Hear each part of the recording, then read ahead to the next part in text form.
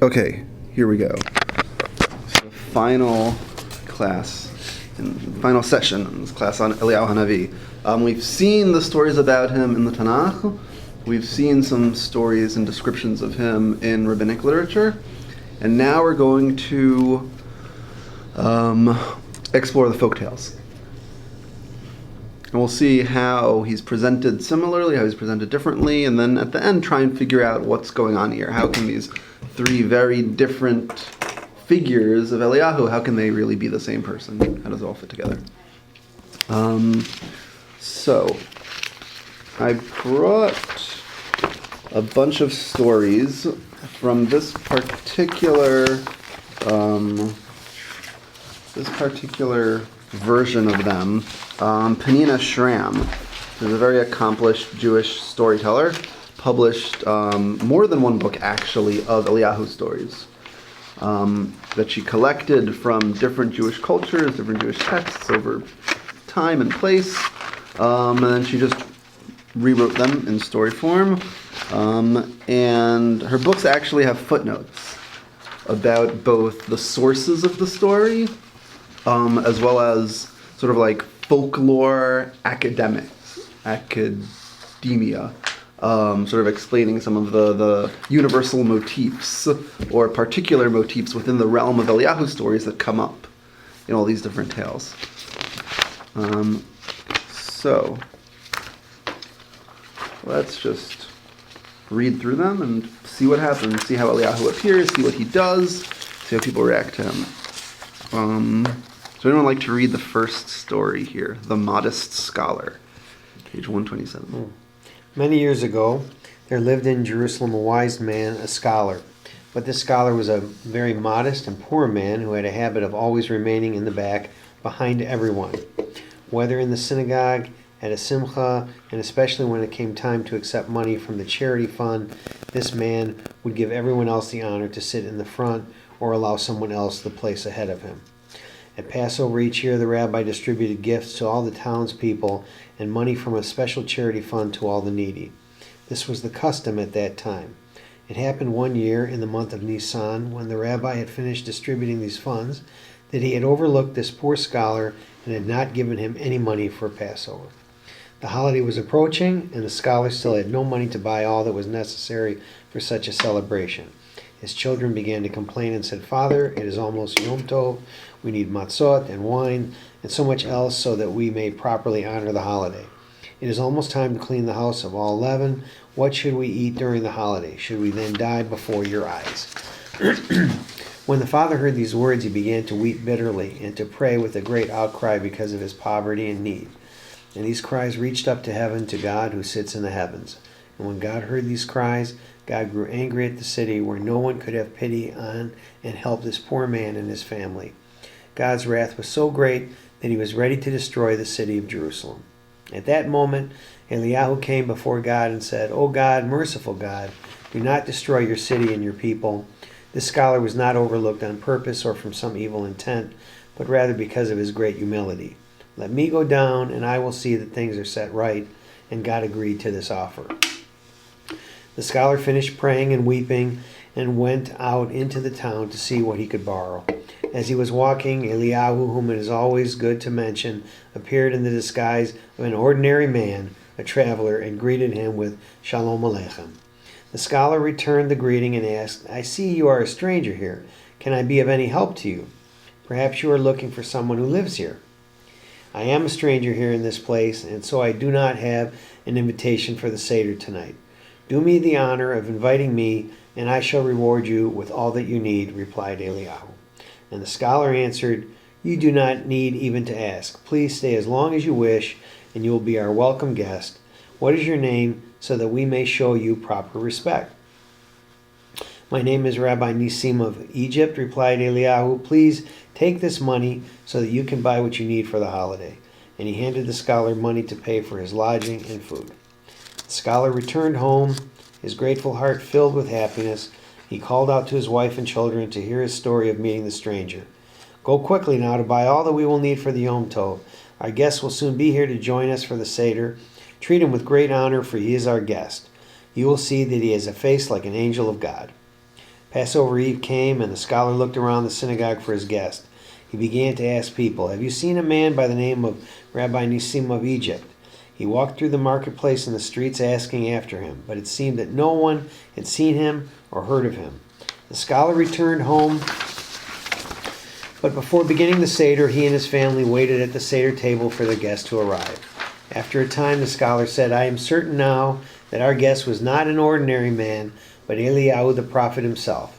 Of course, that is why he called himself Nisim of Egypt, just like the miracles God performed in Egypt to set the Jewish people free, and the miracle that happened to us that we can observe the Passover festival. Let us all who are hungry come and join us. Let us begin with song and praise and with the symbols of the feast and memories of our past." And the scholar stood up and recited the Kiddush. But on that same Passover Eve, the rabbi of Jerusalem had a strange and frightening dream. In his dream, he saw someone who seemed to be an angel of God about to attack him with an upraised fist. At the same time, the angel cried out, "How could you have forgotten that poor scholar? The Blessed One was so filled with wrath that he would have destroyed the city. Only Eliyahu of blessed memory saved you and the entire city from this fury by offering to help this poor man." In the morning, the rabbi awoke, shaking from fright. He sent for the scholar and told him of this dream. The rabbi pleaded with him for his forgiveness, and from that time on, the rabbi always searched for all the poor and all the modest persons in the community in order to support and sustain them. And from that time on, the scholar's family had enough money to celebrate all the holidays with whatever was needed and to live a comfortable life for all their days. Read that very Thank well. you. So very Abraham-like. How so? Oh, a lot of ways. Well, the stranger, he first of all, he's bargaining, he's negotiating with God.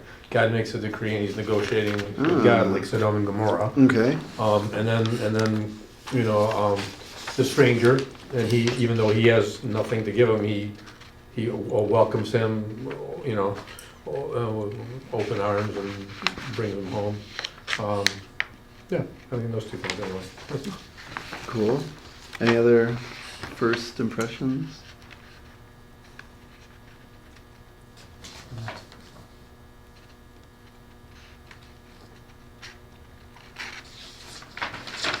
Actually, let's see.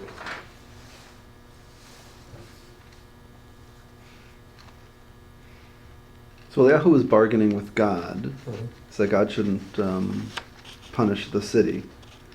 What do we imagine would have happened if this incident had taken place when Eliyahu was living a normal life, normal as it were, during the time of Sefer Melachim? Yeah, Eliyahu, What side would have he yeah, be Eliyahu would on? have gone to the city and said, if you would have gone to the rabbi and said, if you don't take care of everybody, then the city's going to be destroyed. Okay, good. So Eliyahu's whole personality has been flipped from the accuser to the defender, from the punisher to the rescuer. This dream at the end, that seems to be more his style, Right. but it's not him.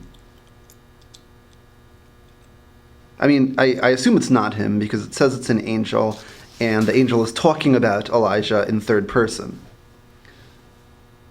But Right. that's the character Right. in the story Right. that would seem to Right. fit what we saw of Eliyahu earlier. But here, Eliyahu is doing the opposite. He's saving the whole city. He's helping out this poor family. And instead of being sort of show-offy about it, he's doing it secretly. He's just sort of giving a false name and then disappearing.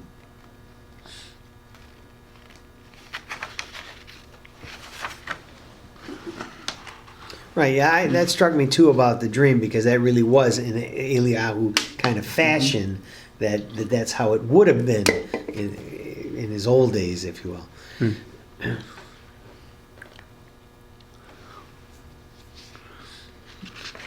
I love the pun. It's like, my name is Rabbi Nisim of Egypt. Nisim meaning miracles. Yeah. Right. What if the scholar would have said, "No, I can't. I I'd can't." love to invite you I'm in, not but I having don't a have it Passover. even for myself. Oh. Was it a I test don't in some know. way? Could be. the story, this. I don't know. Maybe you saw some hints in there, but to me the story isn't seeming to present it as a test for the poor scholar, because he's presented as he's very modest and poor and helpful, and so the only sort of questionable character seems to be the rabbi who forgot about him. But it wasn't. I mean, even with the rabbi, it wasn't malicious. It was just human. Right. Made a mistake. Right. True. But the response, the heavenly response, both from God and from the angel, is sort of extreme for what you might consider an honest mistake. Right. It seems more like how Eliyahu used to behave.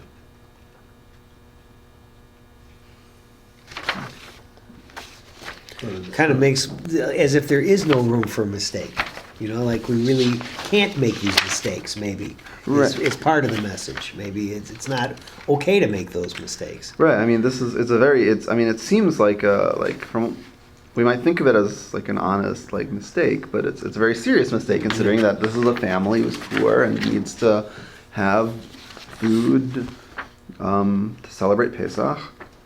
So it's the story it's reinforcing the severity or importance of tzedakah and making sure that everyone in the community is looked out for. The other thing, when they're waiting for him for the Seder, like we do. You know, we got the cup filled with.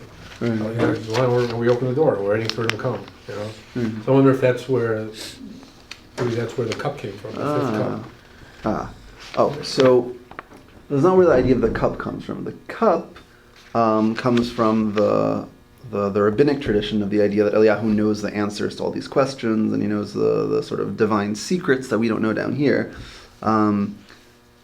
Maybe I should have brought this into that part of the class, but basically there's an old question of how many cups do you really need? 4 or 5? And so we basically hold 4, but then we have this 5th cup for Eliyahu, as Eliyahu sort of representing, eventually will have all the answers to the questions. And it also probably has some messianic connotations also.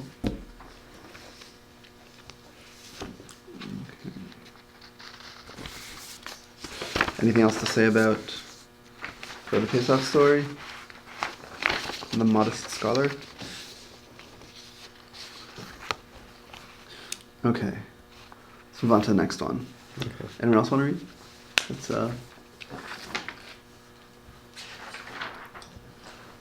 spread the love. Yeah. This one is a little bit longer. The proper response, is that it? The Jewels of Mitzvah. Before that.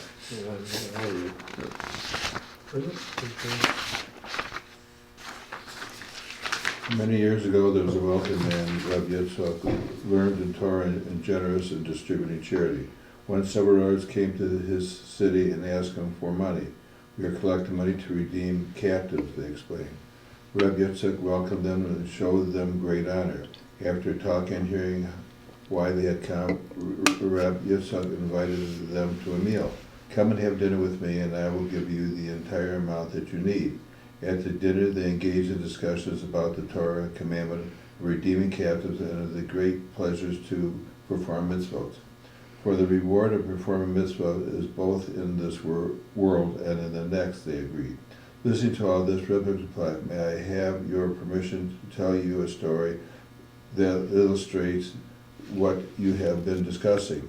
This happened when I was a young man, and it is all happening because of the mitzvah that I had the opportunity to perform, or that I am certain." The rabbis were eager to hear a story and answered, "Let us." Here, for it is always good to hear about the miracles performed by Chovevei, also the Holy One, blessed be He, and the wealthy Rabbi Yitzchak told the story. So now we have a story within the story. Very Shakespearean.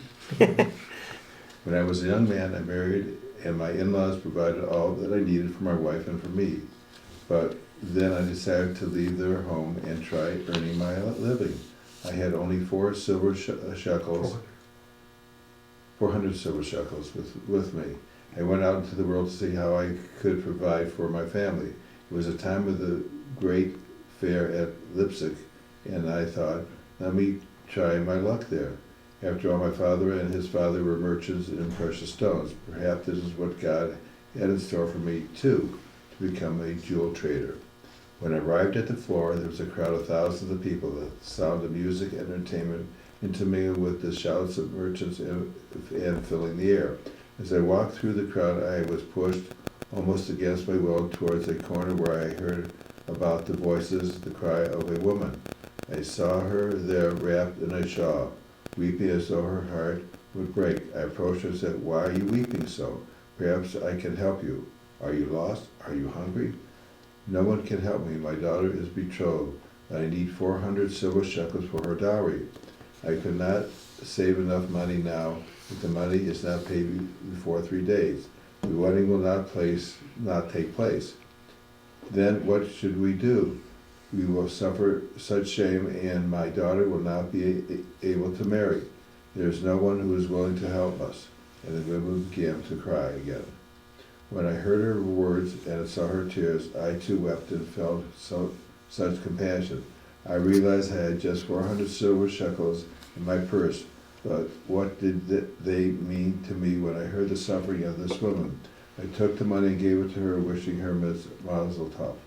As soon as I returned, I felt that lightning and happiness in my heart. Here I had just given away all the money I had and still felt happy. Strange, yes, but listen. As I turned to leave the floor, not knowing or even thinking of what would happen next, I met a merchant jeweler who suddenly appeared. He greeted me, and of course I greeted him in return. In his hands he held pearls, the most exquisite pearls I had ever seen. My eyes must have opened very wide because he asked me, "My friend, do you wish to buy these pearls?" Indeed, I would buy them at once, except for one thing. I do not have any money. "Thank you for your offer, but you will do well to find a merchant with a full purse," I answered. "My friend, I approached you because I saw you are an honest man.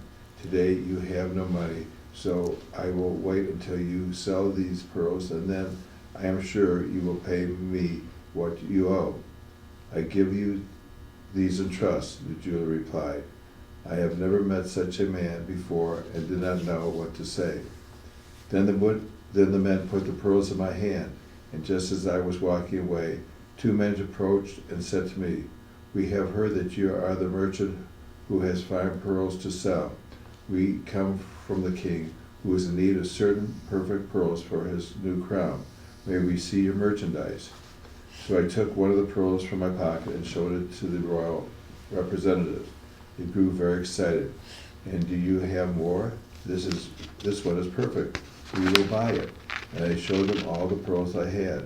They bought all of them at a very good price. Well, you can imagine how happy I was. I could now repay the jeweler who had trusted me with his pearls, and with the profit I could buy more merchandise. The next day I went back to the fair and met the jeweler again. I paid him what I owed him and asked to buy still more merchandise. This time the jeweler had even more wonderful jewels, rubies, diamonds, or emeralds. But the jeweler insisted that I take them on credit and that I should pay them on the following day, after I had sold them. I saw that this was the way he conducted his business, so what could I do? Thanking him for his trust, I went on my way. I never noticed at the time that I did not see where the jeweler went or where his stall was placed. Again the next day the royal representative found me and asked if I had more jewels for the royal crown, and asked for the queen, who was in need of exceptional jewels for her necklace. I showed them my merchandise. Again they were enchanted with what they saw that I had. They bought everything for a large sum. Because of this I saw that I had become extremely wealthy. The next day I went searching for the jeweler to pay him for generous, lonely bit. I searched everywhere but could not find him. I became worried. After all, I owed him a great deal of money. Perhaps he would think that I had run away without paying my debt. I searched at every market stall and street. I asked everyone about this merchant. I described where he looked, but this man, this trusted merchant, had vanished without leaving a trace. Then I was certain that the merchant had to be Elijah, the prophet. May his name be remembered for good. Every year when I go to the market, even now, years later, I still look for that wondrous merchant, but I have never met him again. But you see, my friends, I am certain that I became wealthy. I became a wealthy man because of the mitzvahs I performed of helping to marry off a poor bride by supplying the needy dowry. Because of supplying the jewels for the king and queen, I have always been welcomed in the royal court. As a result, the king and the queen think highly of the Jews and are ready to hear our petitions with an open heart. And now, my friends, that you have listened to my story, I am ready to give you the sum of money that you will need to continue the good work of ransoming the captives and other mitzvahs. Saying that, Rabbi Yitzchak went to his money box and took out the money that he had promised. May God help us, and may we always be worthy of performing good deeds. Thank you. Okay, so what do we have in this story that we didn't have in the others? Or what do we not have in the story that appeared in the other stories? But it's like in this one right before it, he's helping people. Right. He's helping people. Helping people in sort of small but significant, everyday kind of ways. Without throwing fireballs. Without stopping the rain. Just like, oh, hey there, you need some merchandise? Here, have some. Here it is. Talk to me tomorrow. Then he disappears. Very different image. This one though is almost it makes a direct relationship between performing mitzvahs and reward. Right. You know, which I don't think was in the other one. He was just a good scholar. He was a good guy, but it wasn't like because he helped this woman get married that he got. You know what I'm saying? So Right. it's a little different. It's a little different flavor for me. It's like Eliyahu's karma here. Right. Ah. You know what I mean? Right. Yeah. Yeah. Good point. Person does something good, and they get a good result. And Eliyahu was just sort of the mechanism by which the good result comes to them. Whereas before there was this I don't want to say antagonist, but there's someone who needs to be taught a lesson, Right. a negative lesson, and so Eliyahu comes to teach them. You know, thinking about this, I don't know if everybody else gets these, but I don't know, I'm on everybody's list, charitable list, okay? Mm. And I don't even where that they come from, Uh, okay? But I get these, one like that, they're saying, oh, we don't have enough money to marry our children, okay, or whatever it is. Well, the other postage that they're sending out, you know, and the paper that they're sending, they got to be able to have a fantastic wedding by just other postage they're sending. I mean, it's like a scam. it could be, unless there are organizations that supply them with the postage in order to help them contact people. I mean, I don't know how the system works like that, but I mean, people have said similar things about the tzedakah collectors who fly in from Israel and then drive around various cities and just ask, like, knock on everyone's doors. The money that it takes to travel would seem to be a significant amount, but I guess compared to the amount that they can raise for the cause that they're trying to support, I guess it's worth it. So is it okay. is it kind of one question I want to ask is, like, even nowadays when something unexpectedly good happens to you, do you attribute it to Eliyahu? We will see that soon. Okay. That's another source sheet. Okay. We will see that soon. Yes. So the answer is yes. And then you've got to be careful because there's a fine line there, right? I mean, there's a fine line in taking taking the covet from Hashem and putting it into a human being, you know. Huh. You know, there's a, you know, Right. you know, Christians did it. Look what happened. I mean, it's like, you know, I mean, it's like, you know, there's that line, taking a human being and elevating him to a point of, Stature. you know, whatever, even, you know, did I say, you know, worship even. I mean, like, you know what I mean? It's, Right. I don't think So- anyone worships yeah, Eliyahu, that's not the though. word I was looking So, for, but, yeah. I mean, like, as we see in these stories, he's just sort of like your, like, friendly neighborhood dude who just happens to have a bit more knowledge, a Always bit at more the right place at the right opportunities, time. a bit more resources of various mysterious types than I don't know, than the friend you call up to say, hey, can you help me change this flat tire? Yeah, but I But- can see where if it gets to, I don't know what the source is, but you get to the point where you say, oh, that was Eliyahu. Eventually, you'll say, you know, I pray that Eliyahu is going to come and help me. Right. You- So you know that what I mean? so that could be a problem. Right. Well, I You don't know. Or If can you're it? praying to God to ask God To to send send you Eliyahu, Eliyahu, that's true. I wouldn't say that would be any different than praying to God to ask God to send the rain Okay. or a Yeah, cop. but you or- would pray to Eliyahu first. Right. So praying to Eliyahu would be a problem. Okay, I got you. All right. Very interesting. Right. And speaking of the relationship between respect for God and Eliyahu in all these stories, who wants to read the next one? I'll give it a shot. Okay. I'll give it yours. Okay. There once was a young man who inherited a great deal of money. With the money he bought great tracts of land. To plow this land he needed oxen. So one day, taking a full purse of gold coins and mounting his finest horse, this landowner started for the marketplace in a nearby town to buy the oxen. Eliyahu the prophet, who was also on his way to the fair, disguised as a merchant, met the young man and asked him, "Where are you going?" And the young man replied, "To the great fair." Eliyahu began to ride along with him, for he too was riding on a horse, and continued his questions. "And what will you buy at this fair?" "I will buy the best oxen to plow my land," answered the young man, with great pride in his voice. "Say, if it please God," cautioned Eliyahu, "there is no need for that." What? I didn't get it.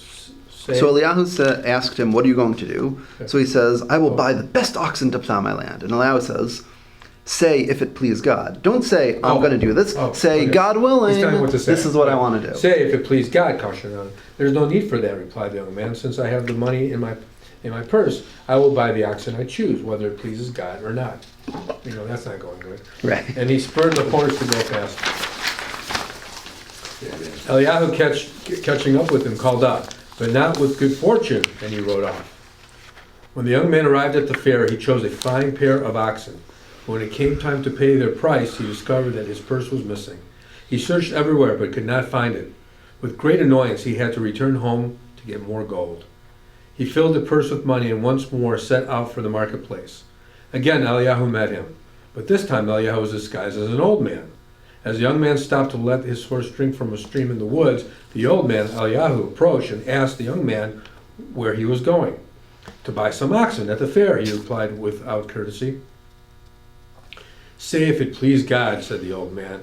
But the young man gave the same reply as before and rode off in haste. And again Eliyahu called out, but not with good fortune. And when the young merchant arrived at the marketplace to pay for the oxen, he again discovered that his purse was missing. For the third time he had to return home for more money to purchase the oxen. But this time, when he started riding to the fair, he began to think what had happened to him along the way, twice. Perhaps this was because of my arrogance, thinking I could do whatever I wanted just because I have money. Maybe there's a power greater than that. Maybe the power to do what I wish depends on God.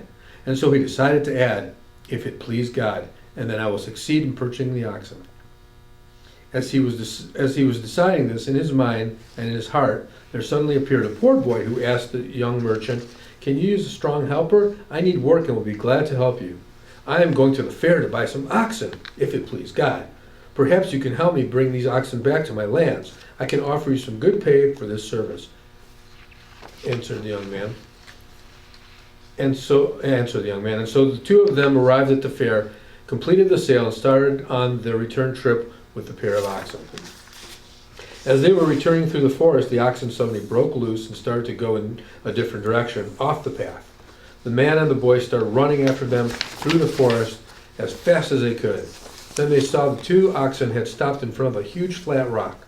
When they reached this place, the young merchant saw on the top of the rock his two lost purses and his money. Amazed and grateful, but also filled with wonder, the merchant took his purses, saying softly to himself, "If it please God." Afterward, they brought the oxen safely home. The hired boy, who was Eliyahu, may his name be remembered for good, disappeared. Later, when the king heard about this fine pair of oxen, he offered the young man a handsome price for them, and so the young man became even wealthier. But whatever he did from that time on, whether he sold or bought, he always remembered to add, "If it pleased God." All right. Okay, so this story is reminding us it's about God. It's not about Eliyahu. Yeah, that's good. Eliyahu is just the messenger. Eliyahu is just the tool, the teacher, the poker, the spokesman. Right? That's what a prophet is. Yeah. And Well, so it's different though, like than when Eliyahu said, like with Baal, and so I mean, he's giving God first here. Right. Yeah. Right, he's giving God here first. Here he's trying to get the people. He's more directly trying to get this rich young man to think about God, to have God in his mind, as opposed to in Malachim where maybe Eliyahu would like hit him over the head with a sword or something to make him try and remember God. Maybe Eliyahu knows his clients, like this is all this guy really needed, and the other guys is what you need. They needed. I don't know. Could be. All depends on the time. Yeah. It really didn't take much for this guy to clear his lens, so to speak. Right. But it took a number of strange occurrences. You sort of- kind of think of, say, well, who's this? And all of a sudden, these horsemen, are they pickpockets? Are they stealing my money? Right. Elijah the pickpocket. Something else.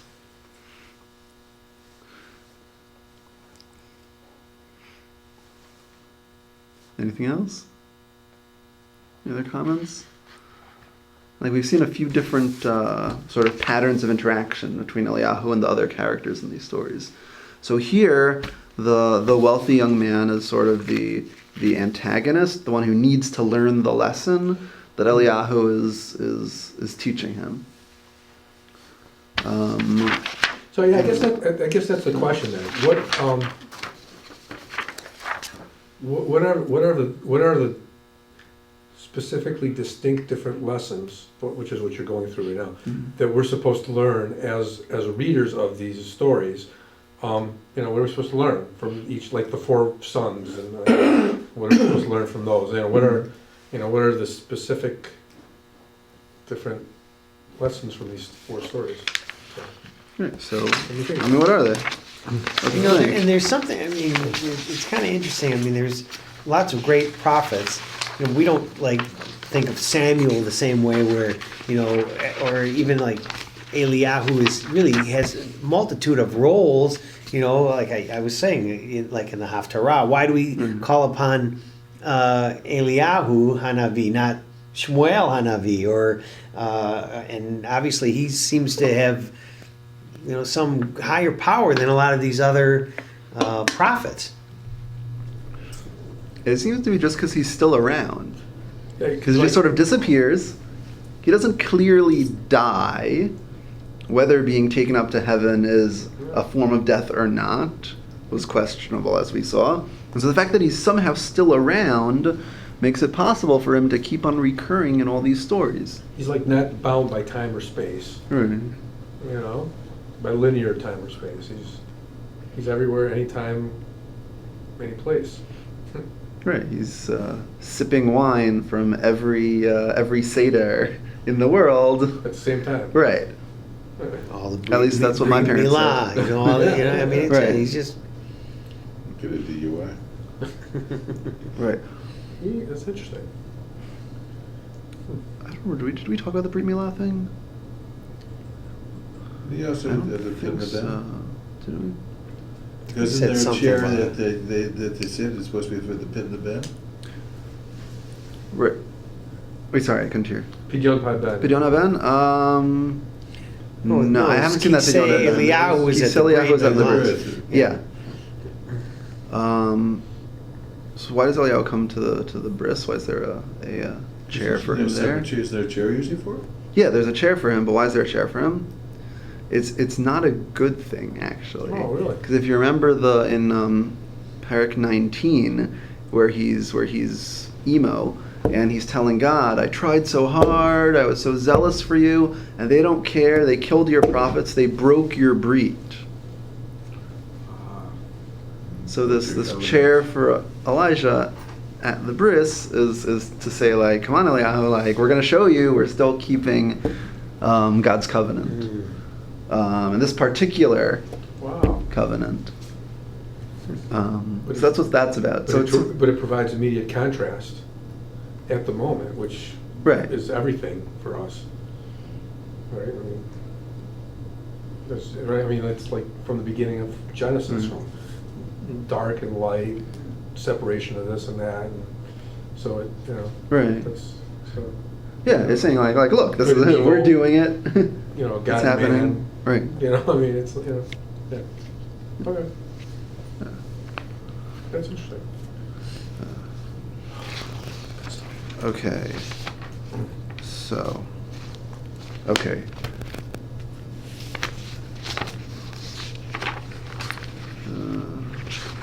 Are there not enough copies of this? Chair. Oh no, wait, there are. Some of them just aren't stapled. Are there any modern, Oh, these are. Huh? present-day stories of people that believe they... Yeah, we're gonna get there. Oh, right. Very soon. We're gonna get there. Yeah. Okay, but first we're gonna see an earlier story. Okay. One more? Oh, yeah. Oh, great. Okay, so this is a late rabbinic or early medieval story. It was hard to track down the exact source of it, and maybe in Machzor Vitri, which is from around the time of Rashi. But this is the version as recounted in Louis Ginsburg's Legends of the Jews, which was, you ever seen it? Okay, it's ginormous.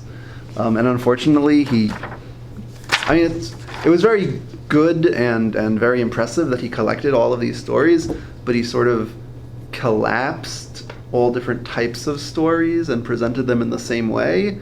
So you have stories like this and midrashim and all kinds of things mixed together with some other stories which have, let's just say, much more sketchy origins, like the story of Lilith as supposedly Adam's first wife comes from this weird book called the Alphabet of Ben Sirah, which is just basically a collection of sort of disturbingly irreverent and somewhat gross stories featuring biblical figures and rabbinic figures, casting them in like very negative lights.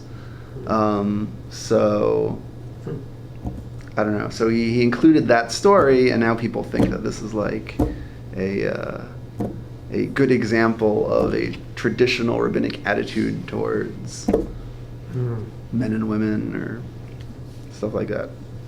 But that's just, I always have to like give that rant whenever possible. But okay, so this is his version of this old Eliyahu story. Elijah's help was not confined to poor teachers of the law. All who were in need and were worthy of his assistance had a claim upon him.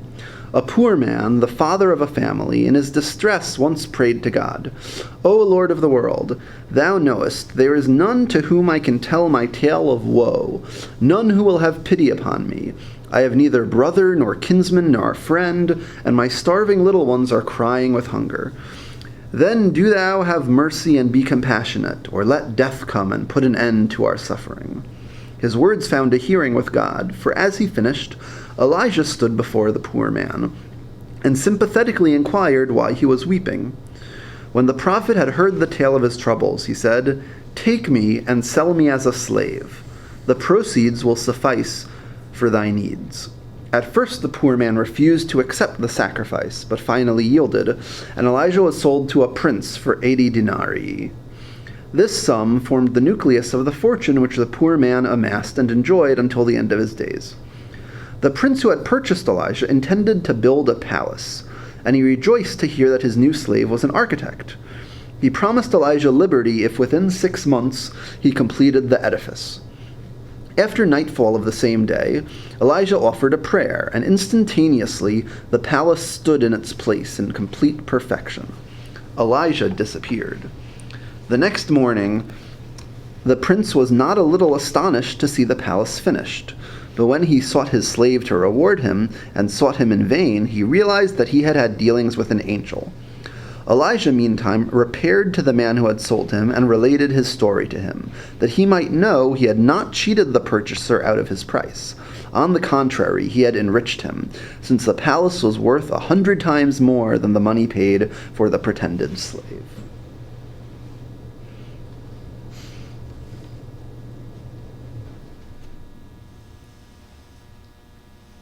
How did it get built so quickly? Elijah. He offered a prayer, and instantaneously the palace stood in its place.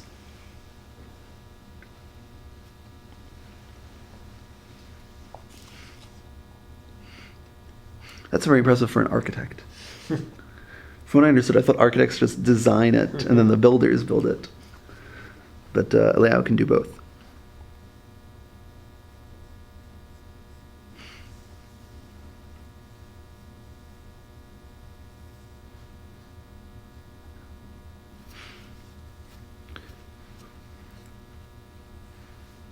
Why? Kind of like with Does- the jewelry too. I mean, Right. he enriched the guy, more than what it was worth. Right? Why does the poor man not want to sell him? Is he an abolitionist? This is like in the year 1000 or something in Europe. Why does he not want to do it? Why did Eliyahu have to convince him to do it? He's a good man. He doesn't want somebody to be an indentured servant on his behalf. He doesn't. He would. He's out of equity at that point. His redemption. He's not paying for his redemption. Elijah is. Okay. So that's it. Good point. Does he know who he's talking to? Let's see. No.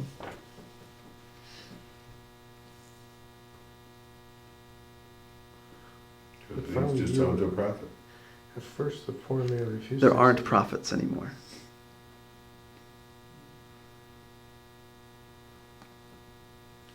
So the poor, we don't see the poor man anymore. After the first 4 sentences.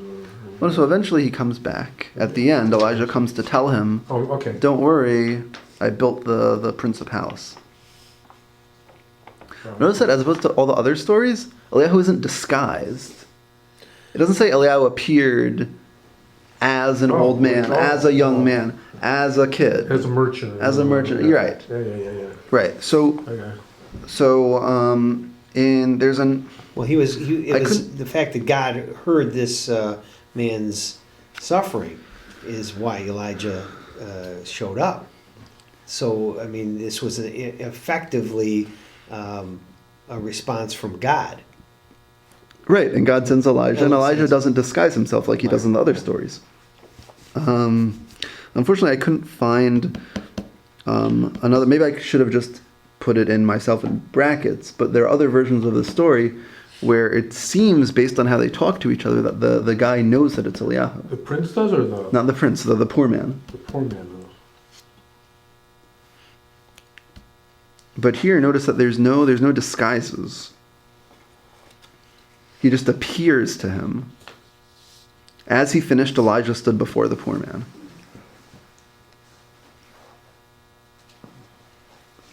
So in this one, it seems, at least it's not explicitly said that he's disguised.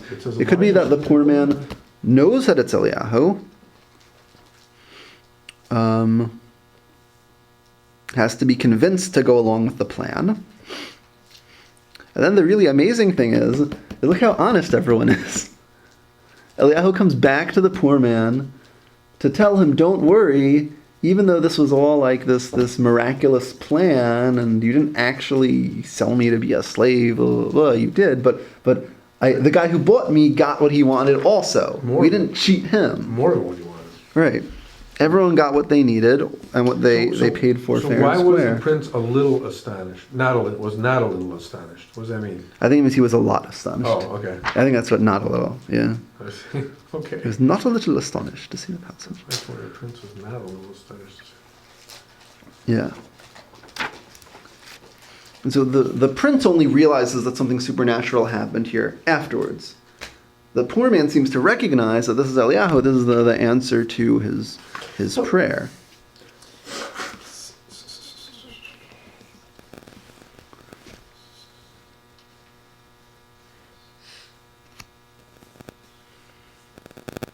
So, in this story,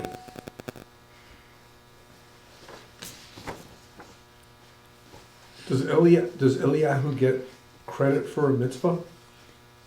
Eliyahu get credit for a mitzvah. I mean, because he's the only one that everybody gets something. Right. I assume so. He doesn't. I mean, you know what I I mean? mean, unless. And so why? So then it begs the question: Yeah.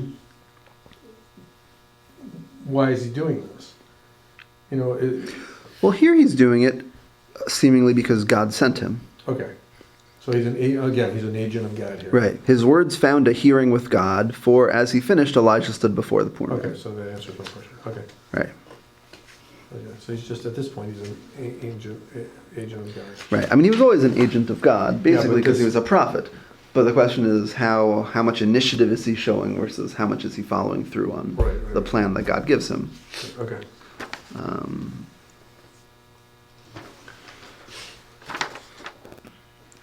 Okay. It just makes everything right. Yeah. Any other comments about this story? He potentiates Or everything. questions? Or... Okay, and let's look at some contemporary stories. These are first-person accounts that I collected from people I know.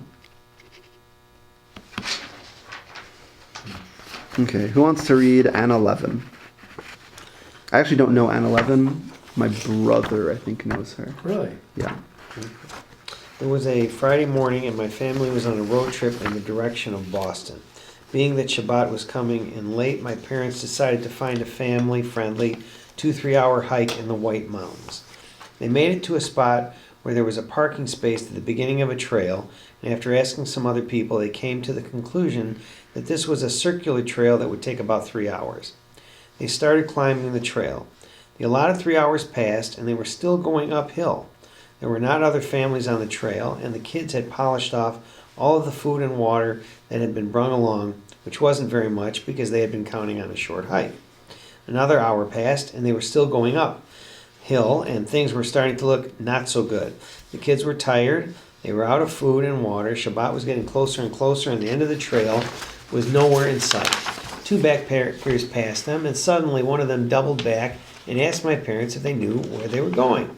They shared their hiking plans with them, and he explained that they had in fact embarked on an 8 to 10 hour hike that isn't particularly recommended for small children. He promptly gave the kids water, dried fruits, and told my parents that he would help them get back to where they had parked as fast as they could. As they walked back, with the hiker in the lead, he overheard my parents speaking to the kids in Hebrew. He smiled and told my father that hearing Hebrew brings up memories of the Hebrew school that he attended when he was a child. I don't remember much, he said, but I remember that my Hebrew name was Eliyahu. That's good. It's pretty impressive. That's a good one. It is. Wow. It is good. So, what does this have like in common with other stories that we've seen? Oh, yeah, he appears and he's got the answers. Right, he appears. Good. He appears. He's got the answers. Here, this person doesn't, like, at the end. It isn't like oh, it's Hanavi when he disappears. No. He says, oh, my name is Eliyahu. But if we want to assume that it actually is Eliyahu Hanavi, he's still disguised. Yeah. Because he's presenting himself as this You're welcome. Hebrew school graduate who doesn't remember much. Except that the name was Eliyahu. Right. Miami. And there's no sort of bad guy in the story who needs to be taught a lesson. There's just like in the last story, there's just someone who's in need of help, and right when they need it, Eliyahu shows up. Okay. Why does he appear sometimes? And when people are in trouble or in distress, and other times he doesn't.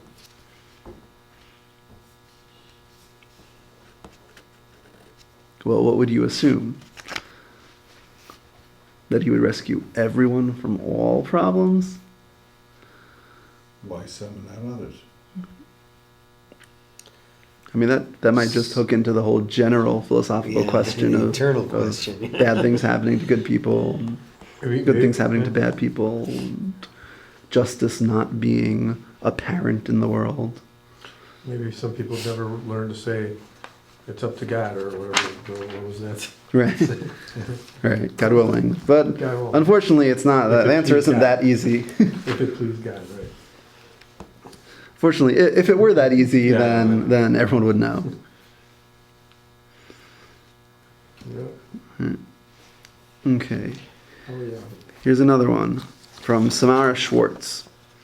Samara. Eliyahu told me I needed to be a teacher.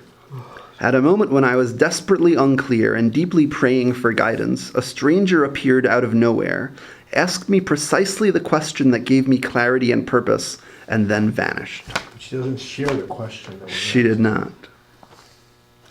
I don't know what the question was. Maybe I should have pushed her more. But I was trying to collect as many stories as possible. But I mean, this fits the pattern of the ones where Eliyahu appears in response to prayer. It's not just a random occurrence like the family going hiking, where something's wrong. Oh, here's someone who can help us. She's actually looking for help. She's praying for guidance, as she puts it. And then someone suddenly shows up, triggers the answer to her question without giving her the answer itself, and then disappears. So sort of like the stories where Eliyahu gives the poor people, here's some merchandise. Mm-hmm. Here's this, here's that. But it's not the end. It's not like, oh, now you're a rich man, you can like live forever. It's here. You want to have a normal life. You want to make an honest living. I'll give you the tool to start, and then it's up to you. And so to here, this Eliyahu just sort of gives her the trigger, or the, what's it called? What's the chemical term? The catalyst that helps her figure out the answer to her question. And like Eliyahu in a lot of these stories, disappears before the story ends, before she can thank him. So you know her? Yeah. Is she a teacher? Yeah. Huh. What does she teach? Like Judaic studies. like Middle kids? school or Yeah, elementary okay. school. Oh, interesting. Yeah. Local or in New York? No, where is she? I think she might be in Atlanta. I don't remember where she is right now. Yeah, I think maybe Atlanta. you make it sound, or it could be interpreted that that it's common for people to have an experience with Eliyahu, and I'm trying to think if I can't think of experiencing Eliyahu, and I mean good things have happened to me, and but not by a stranger or someone who just popped out of nowhere.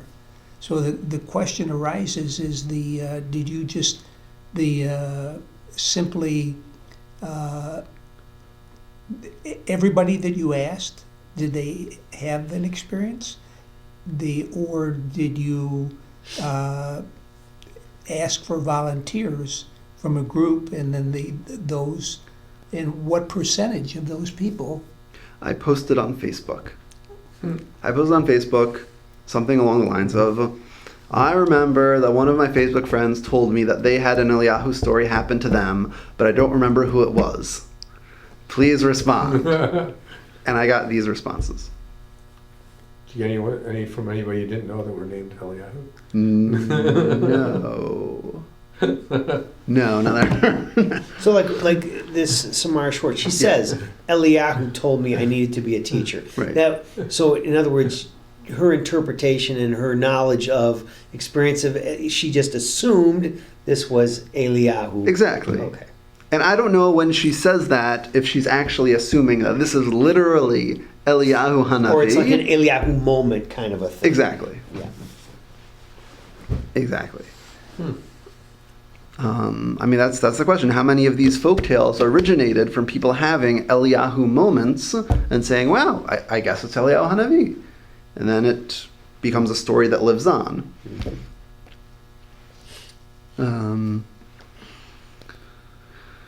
Okay, so this is the one that I had semi-remembered but forgotten who it happened to.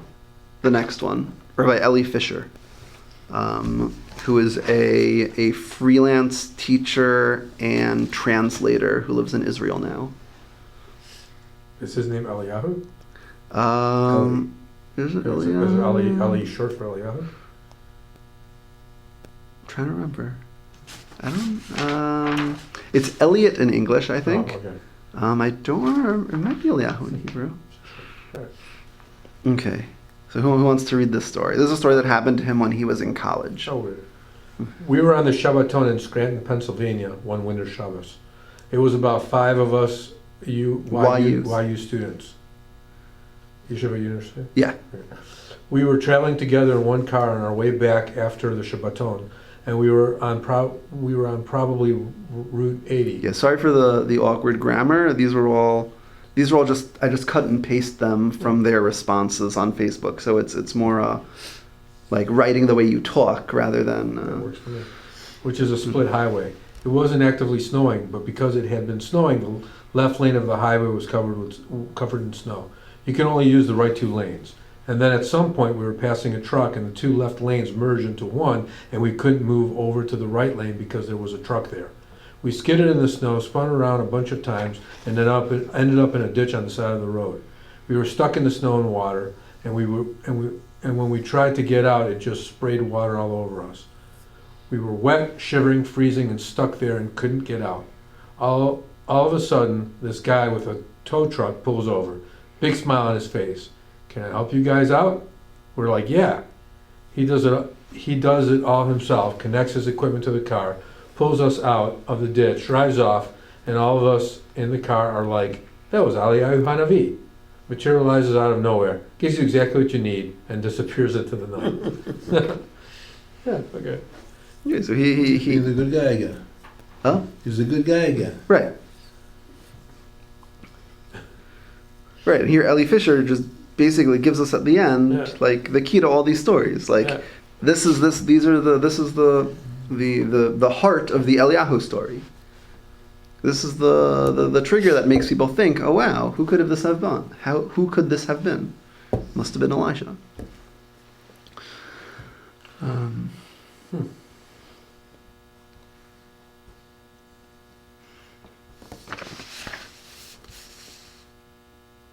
Okay, this one will be last. This radioactive green-yellow paper. Oh. This will be after the next part. Okay. Okay, so, but we're going to see one more Eliyahu story. But before we get there, let's look back in the Tanakh, not at Eliyahu, but at his successor, Elisha. If you remember, Eliyahu goes and he picks up Elisha after he gets fired. God tells him, go make this king of there and this king of there and go find Elisha ben Shaphat and make him the new prophet instead of you. He swoops by, he recruits or shanghais or impresses, whatever you want to call it, Elisha. Elisha says, hold on a sec. Gotta say goodbye. Gotta say goodbye. And so Elisha takes the oxen that he was plowing the field with, he slaughters them, he makes a big barbecue for his family and all the people in town, and then he goes away with Eliyahu. And we noticed how the first thing we saw of Eliyahu in the beginning of his stories is, famine, no food, no water, nothing for nobody. And the first thing we saw of Elisha is, hold on a sec, I want to feed the people. So let's look a little bit more at these stories of Elisha. So if we go to page... Okay, page 781. This is...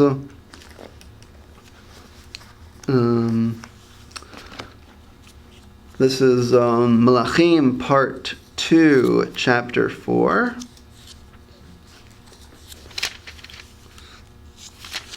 And how about, instead of reading it all aloud, how about if we'll just sort of read this fully to ourselves and then discuss it. And I will pause the recording for all the people who are listening to the recording. Right? Yes, 781 in our Tanachim. Whoa.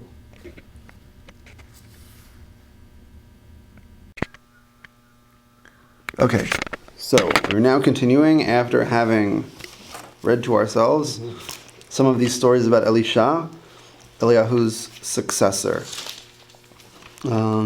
Okay, so comments. Well, Thoughts?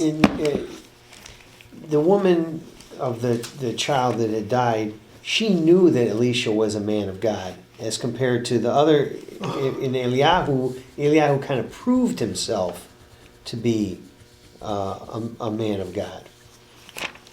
Right? I mean, there was Right. like no question going in that Elisha was already, she knew who she was dealing with. And Right. so it wasn't, Eliyahu was kind of proving himself, whereas Elisha wasn't proving himself. He was just fulfilling maybe his ability or his, I'm not probably saying it right. There's just a different, kind of a different feel about the way that woman, the women, the mothers had with the prophets. Right. Both of them, though, I mean, at the end of the Eliyahu resuscitation story, she says, now I know that you're really a man of God. Right. But earlier on, she does already call him a man of God when she challenges him, why did you come here and get me in trouble so that my son died? And similarly, in Elisha's story, the mother there tells him, she's angry. Did I ask you for a son? I didn't want a kid. Like, you said that you would bless me with whatever, and I didn't ask for anything. Why do this to me and then take the child away again? And who was his father of the child? Because it leaves you a little bit, because it said her husband was old. Is he? Right. Well, I mean, there's a number of stories in the Tanakh about older couples who then miraculously have children. I mean, it happens to Abraham and Sarah. I mean, if you want to be suspicious in that way, then you could, I guess. But Because they, bring a bed for him and, she calls him to the room, just. right. But it's his own private room. But what else does Elisha do? Well, the first story, the oil story? Isn't that what you're talking about? Yeah. Okay. So there's the We're still in the story? yeah in Perek Daled in chapter 4. Yeah, okay, so the first part of it was almost the miracle of the oil again. It's, Right. So it's a very similar oil miracle. yeah, where there's one jug of oil and they fill a lot of little jugs and they're able to, well, again, he's able to create wealth for somebody who needs it, potentiate it from whatever, from whatever they had. Right. So there's a miracle that multiplies it somehow. Right. And then what does he do after the incident with the child?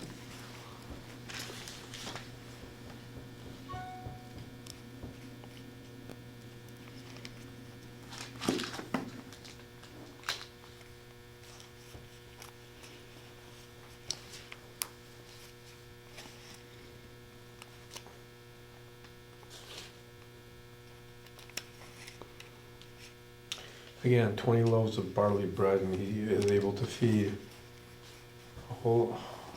he's able to feed 100 men, is that it? Yep. So again, same thing, he potentiates with a miracle. Right. There are people who are needy, and he fulfills their needs. Yeah.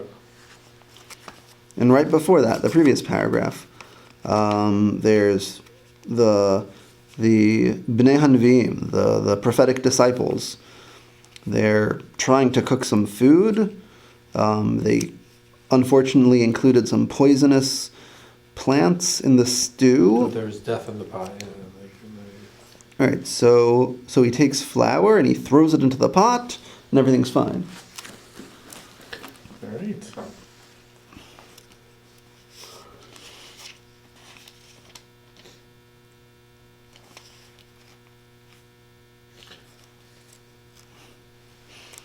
I just had a funny thought. I don't Okay. know if has anybody is there any discussion ever that Elisha is Eliyahu? Not that I know of, Okay. but that's what I'm trying to imply Oh, okay. right now. Yeah. Because the later stories about Eliyahu, like all these folk tales and these like 21st century folk tales that happen to these Facebook friends of mine, is Eliyahu acting like Eliyahu or like Elisha? Mm-hmm.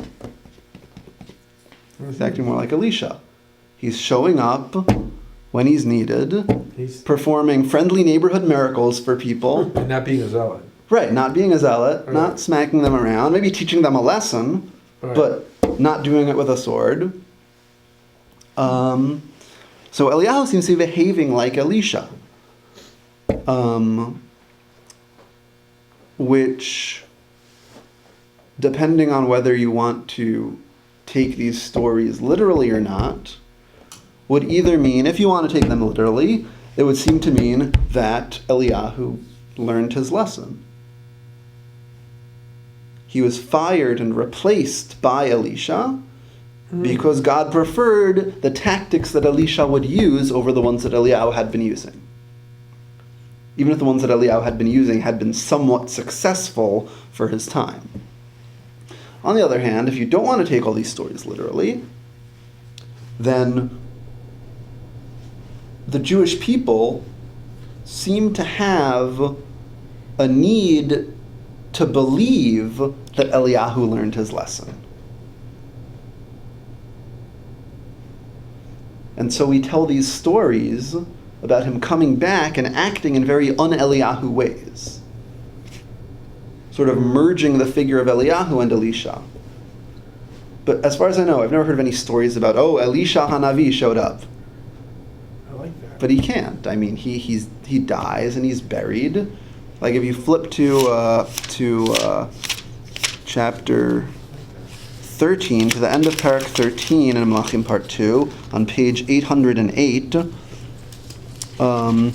there's an incident where Elisha, it says in Pasuk 14, Elisha had been stricken with the illness of which he was to die. He has this encounter with the king at the time, and then he dies, and he's buried. And there were enemy armies roaming the land. People were worried about these armies, and instead of burying someone else later in their own grave, they're like, "Oh, we don't have time to dig a grave. Let's just throw them in the same burial cave as Elisha." The person's corpse contacts Elisha's bones and comes back to life. It's like Elisha's last miracle. Which, if you want to say, back when Eliyahu disappears and Elisha asks for either 2/3 or twice as much power, then you could say Eliyahu brought back one person. Elisha brought back two people. Mm-hmm. So that's one way to understand that. But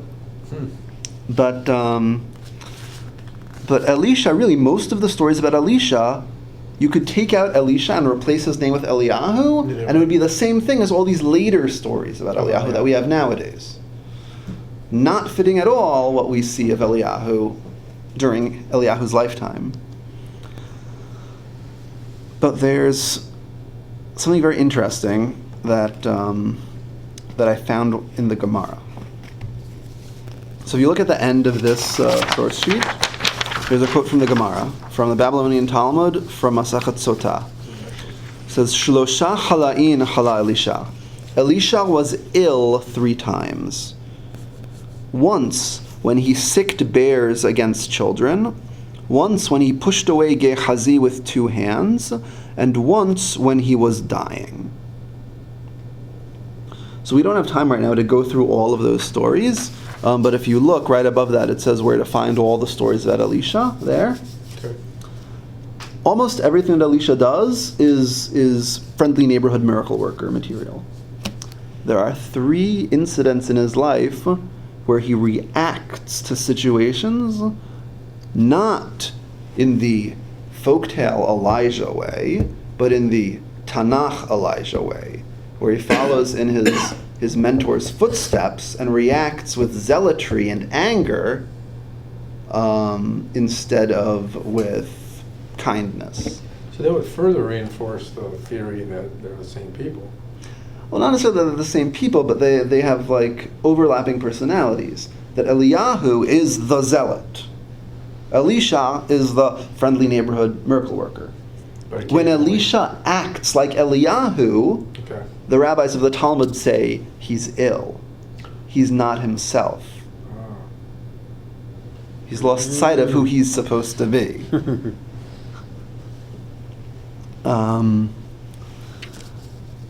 And so we have these incidents of Elisha acting like Eliyahu, and then we have all these later stories where Eliyahu seems to have learned his lesson and is acting like Elisha. Yeah, that happens right after Eliyahu gets taken up in the storm. He's passing Yericho, and it says these. It says, let's see the exact words used. This is in 2:2. It says.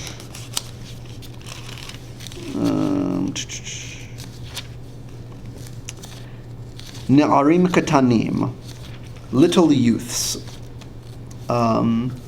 They come out as he's passing by and they yell out to him, Ale Kereach, get up, Baldy, or go away, Baldy. And then he looks at them and curses them in the name of God, and then these bears come out and kill them. So of course there are interpretations that say, why does it say that they're little youths? Isn't that redundant? Oh, maybe they weren't actually like kids, they were grown-ups who were acting immature. So that's an interpretation that exists. But the interesting thing about what they're teasing him for being bald, when we saw that one of the distinguishing features of Eliyahu was that he was hairy. Mm-hmm. He was what? Hairy. So by telling Elisha, you're bald, they're saying you're nothing like Eliyahu. You're not worthy of being like Eliyahu. In which case he responds in an Eliyahu manner, sort of proving that he can be Eliyahu if he wants to be, or if he loses control of being Elisha. What period of time was elapsed between the two? Eliyahu and Elisha? Yeah. I mean, Eliyahu recruited Elisha. They spent, there aren't really that many dates. They spent probably a few years together, and then Eliyahu disappears. We're not told. Yeah, we're not told. The only date for the story of Eliyahu being taken away is that parak starts when God took Eliyahu away in a whirlwind. So it doesn't date it in relation to the lives of the kings or anything else.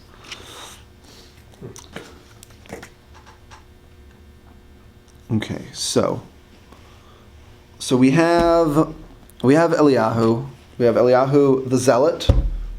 We have Eliyahu the keeper of divine secrets and revealer of divine secrets, and we have Eliyahu who's acting like Elisha, who learned from his student how to help people and how to bring people back to God, like in the "if God wills it" story, as opposed to in the "let's make a famine and let's throw fireballs at people" story.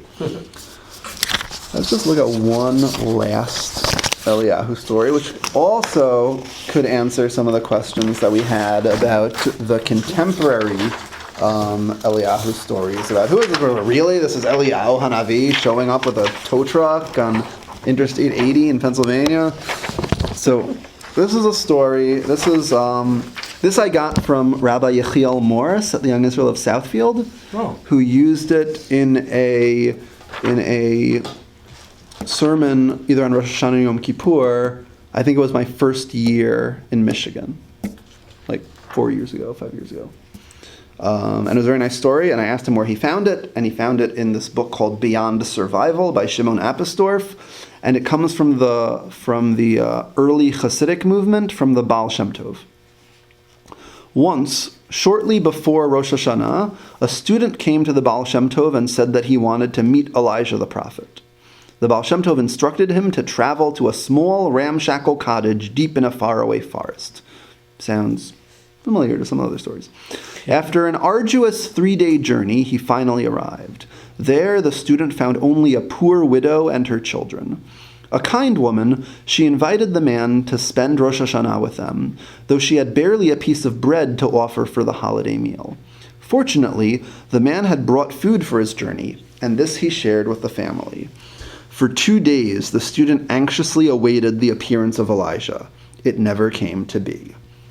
Disappointed, the student traveled back to the Baal Shem Tov.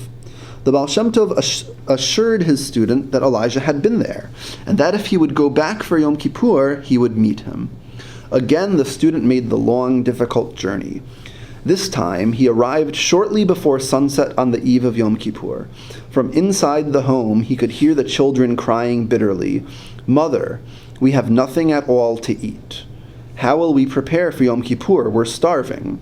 "Be calm, my children," she said. "Just like God sent Elijah the prophet to visit us for Rosh Hashanah, surely he will do so again."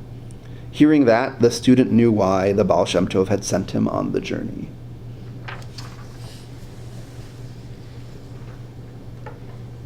So theoretically, he could be anybody. Exactly.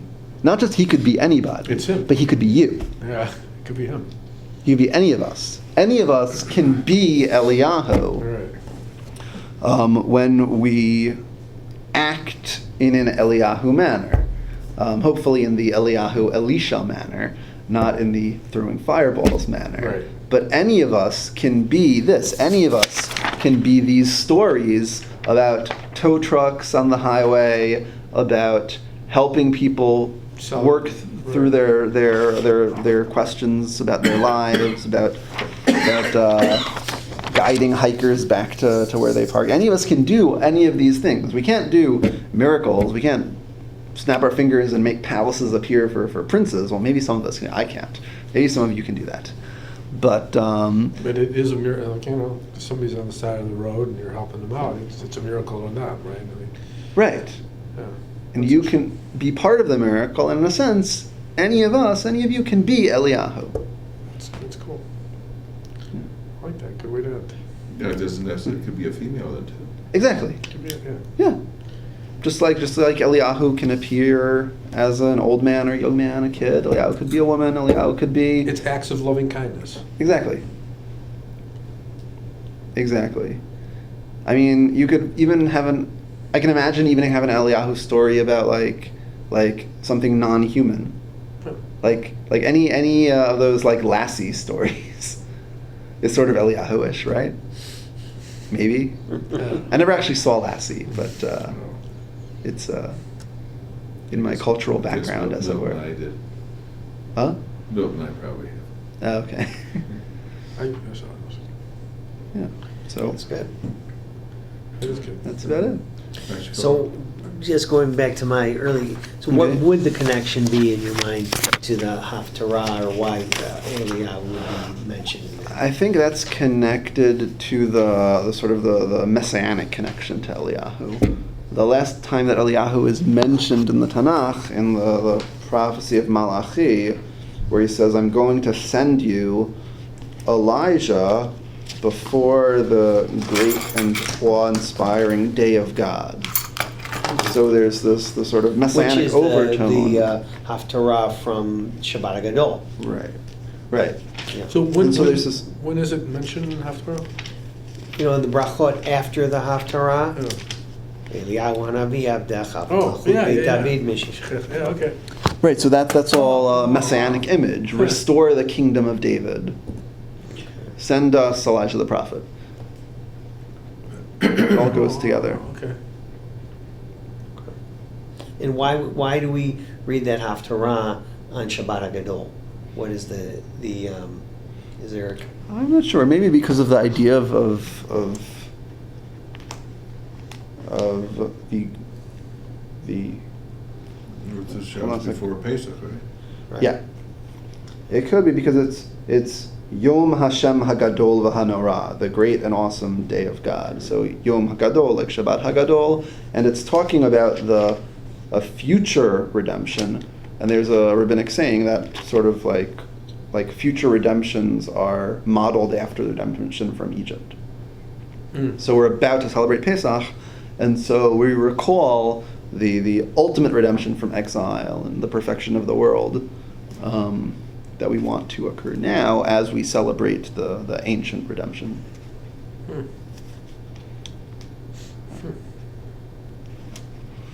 Okay. Thank you. Thank you. Thank you, Rabbi. It was great. This was Enjoyed an it. excellent, Thank you. excellent course.